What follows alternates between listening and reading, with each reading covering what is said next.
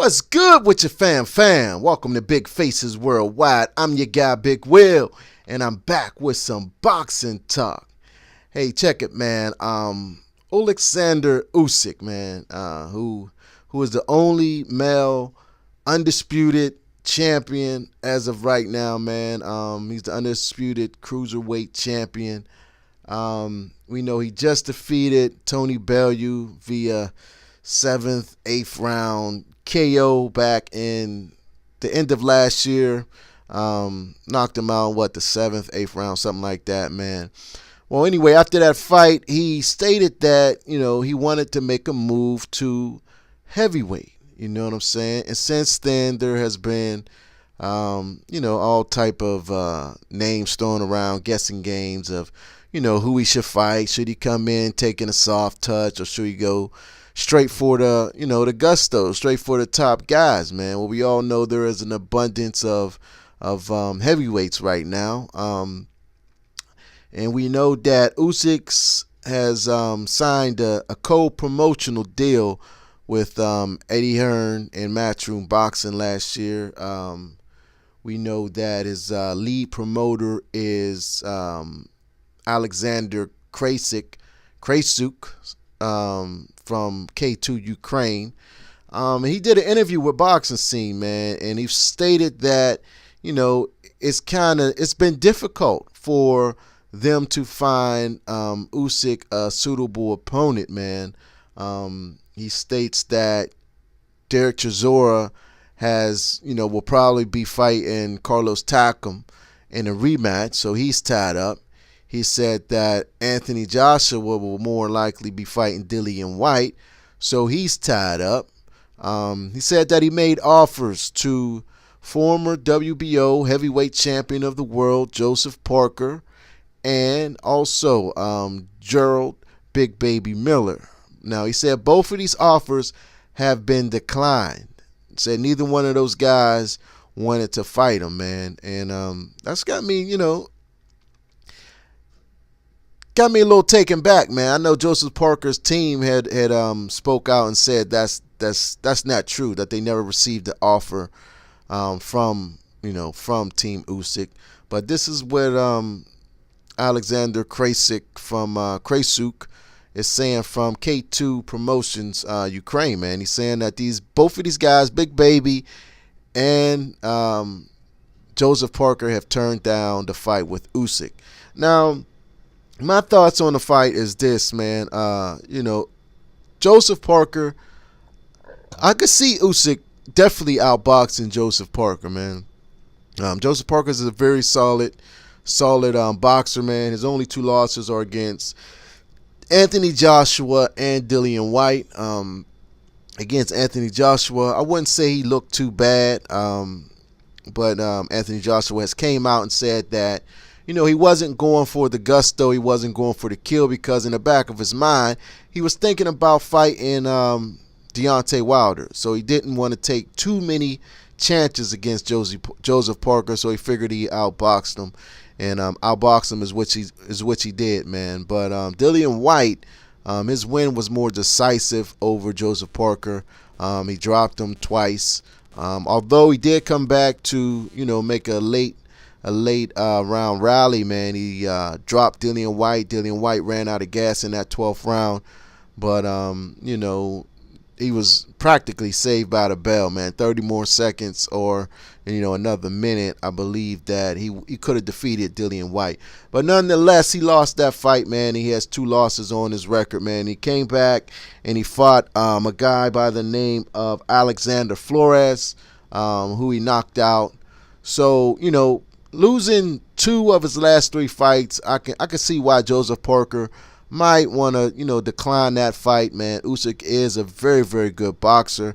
He was named Fighter of the Year for 2018 by a number of, credible boxing platforms, man. You don't get that title if you're not, who you say you are, man. Like I said, he's an undisputed champion. We have no other male undisputed champions as of now. And he said that the only 2 viable names right now that he's looking at is one, Alexander POVETKIN, who we know just got knocked out in the 7th round a couple months ago by Anthony Joshua, and Luis Ortiz. Luis Ortiz was defeated by Deontay Wilder last year. I believe it was March via 10th round knockout. But since then, he has come back and fought 2 times, man, and he has knocked out both opponents and looked very good doing it. Well, the last fight, I don't think he might not have looked too good, man, but he was dominant the whole night, man. He was dominant the whole night against Travis Kaufman. It was on the Deontay Wilder Tyson Fury undercard, and he looked all right. He looked decent. He didn't look his best, but Luis Ortiz is definitely a threat in the heavyweight division. And a fight with Usyk, I think, would be a very good fight. I think a fight with Alexander Povetkin and Usyk would also be a very, very good fight for Usyk. Tough fights. Both fights will be very tough for Usyk, man. And for him to even be considering taking such tough fights, as his first fight at heavyweight division, if hats have to be taken off, man, you got to give Usyk credit, man. And many people are stating that Usyk should come in the heavyweight division and take a soft touch. You know what I'm saying? But I do not believe in that, man. I'm saying you're an undisputed cruiserweight champion, man. You deserve the right to come up in weight and fight the best right away. You know what I'm saying? Sort of like Terrence Crawford, man. He was undisputed at junior welterweight, and he came right up and fought for the WBO welterweight championship against Jeff Horn, and he was able to stop Jeff Horn, man. So when that undisputed thing is a real privilege, man. It's a real honor, and it's a real accomplishment, man. So Usyk and his team, if they're serious about fighting Povetkin or Ortiz, man, hats goes off to them. Both of those are dangerous fights for Usyk. I'm real interested to see if those fights can get made, man. Povetkin's not, he's not fighting haven't been no talks about him fighting nobody right now. Luis Ortiz, he doesn't have a fight coming up. So both of those guys are available, man. So, if the offers are real and the offers are decent, then I don't see no problem with either of these fights getting made, man. And like I said, these both will be very, very tough fights for Usyk, coming up to the heavyweight division. But they're winnable fights for him, man. I don't know if he will win, but they're tough fights, but they're winnable fights because of Usyk's ability. Usyk is a phenomenal boxer, man. Although I didn't think he was looking particularly well against Tony Bellew, man. Tony Bellew was looking good in that fight to me.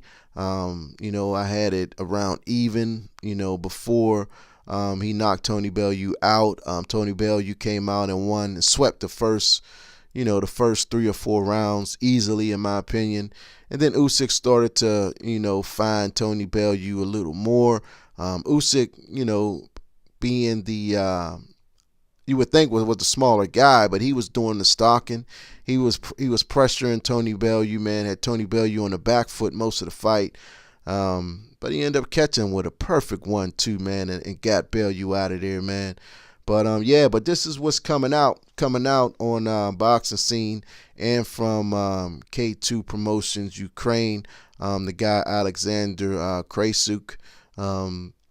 This is what he's saying. He's saying that he'll meet with Eddie Hearn sometime next week to discuss, possible matchups, man. But these are the 2 guys that he's looking at. He's looking at Alexander Povetkin and Luis Ortiz. He said there's a 70% chance that he fights one of those guys. And if not, then he's going to, remain at cruiserweight and face his mandatory Denis Lebedev. Lebedev is 32 and 2 with 23 KOs, man. Which I think would be, a good matchup, man. His last loss, he was in the World Boxer Super Series, was against Gassiev, man. Gassiev won by a split decision. But Lebedev ain't no soft touch. I do think Usyk will be able to defeat him, but you know what I'm saying? You know what I mean? That's why there has to be a fight, because you never know in the sport of boxing, man, who we think will win sometimes do not win. But I just wanted to bring that news to you, man, that you know, Usyk's possibly looking to fight Alexander POVETKIN or Luis Ortiz. His lead promoter, K2 Promotions Ukraine, said that fights with either of these guys are 70% likely. You know, there's a 70% likely chance that, you know, this fight happens, man. But that's all I got for now. This is your guy, Big Will. I thank you all for watching Big Faces Worldwide. If you're not yet subscribed to the channel, don't leave out of here without hitting that subscribe button. Also, tap dance on that like button, man. Comment and share. Until next time, I'll holler back.